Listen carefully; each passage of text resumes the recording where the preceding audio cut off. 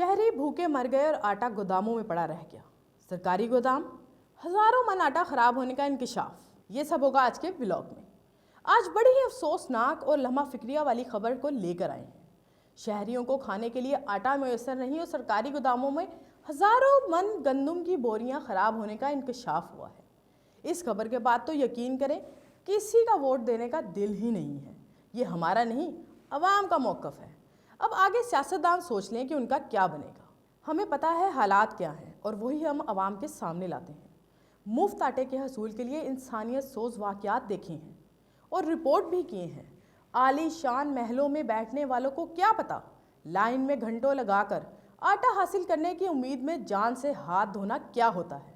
मुल्क के मुख्तलिफ शहरों में हालात कुछ ऐसे हैं कि मुफ्त सरकारी आटा लेने के लिए अब तक कई शहरियों की जान चली गई और कई अफराद ज़ख्मी भी हो चुके हैं। लेकिन हुक्काम की नाअहली की वजह से मलीर मंजिल पंप गोदाम में गंदम की 2 लाख बोरियां ख़राब हो गईं। कौन है इसका ज़िम्मेदार? कौन जवाबदेह होगा?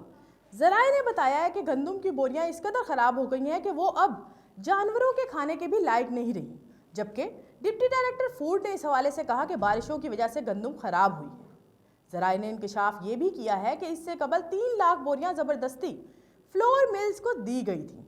दूसरी जानिब कराची में गंदम सप्लाई बंद होने पर पाकिस्तान फ्लोर मिल्स एसोसिएशन ने हड़ताल का ऐलान कर दिया। उन्होंने मौका इख्तियार किया कि सिंध हुकूमत ने प्रोक्योरमेंट मुहिम को चलाने के लिए कराची में गंदम सप्लाई बंद कर दी है। पाबंदी तो बॉर्डर पर होनी चाहिए ताकि गंदम पंजाब या कोयटा ना जाए। उन्होंने ये भी कहा कि हुकूमत की नाअहली के बायस आटा 110 रुपए की बजाय 150 रुपए फी किलो में मिल रहा है। इन सब मामलात का शिकार आखिरकार कौन होता है? तो बिलाखिर सिर्फ अवाम। यही नहीं, जो लाइन में लगकर इंतज़ार में रहे और जान दे बैठे, उनकी तो इस गुर्बत की अजाब भरी ज़िंदगी से जान छूट जाती है। लेकिन जो बच जाते हैं, घरों तक पहुंच जाते हैं, वो नफसियाती तौर पर कि खुदकुशी से मौत को गले लगा लेते हैं। जिस बाप ने खुदकुशी कर ली उसके बच्चे किसका दर खटखटाएं? कौन सा ऐवान इसकी सुनेगा जिन ऐवानों में सिर्फ कुर्सी की गूंज है, कुर्सी की जंग है? कौन सी अदालत इनका केस सुनेगी जिनके फैसले अगली 2 नस्लों के आने के बाद होते हैं? वो मिसाल तो हमने सुनी है कि गेहूं के साथ घुन भी पिसता है। इसी तरह अवाम को आप किसी भी अहम जरूरत का ख्वाब दिखाएंगे तो मुख्तलिफ नताइज का सामना तो करना ही पड़ेगा, जैसे हमने किया। कई वाकयात सामने आए, आटा चोरी हो गया। एक घर के 10-10 अफराद 10-10 ID कार्ड्स पर थैले लेने का इंकशाफ भी हुआ।